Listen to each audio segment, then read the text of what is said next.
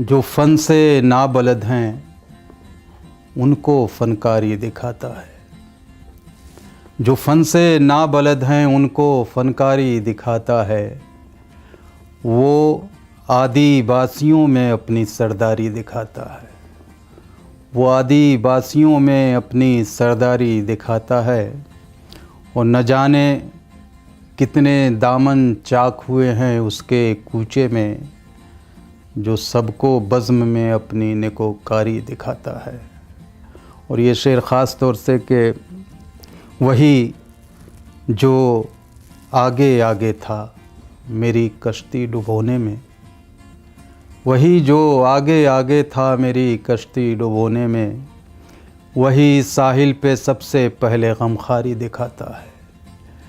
वही साहिल पे सबसे पहले गमखारी दिखाता है।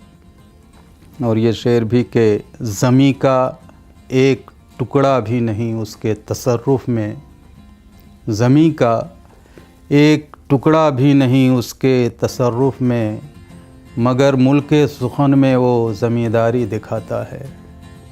मगर मुल्के सुखन में वो ज़मींदारी दिखाता है। और ये आखिरी शेर गज़ल का, मगर मुल्के सुखन में वो ज़मींदारी दिखाता है। और अभी तुम उसके बारे में न कोई फ़ैसला करना, अभी तुम उसके बारे में न कोई फ़ैसला करना, वो पहली बार तो सबसे वफ़ादारी दिखाता है।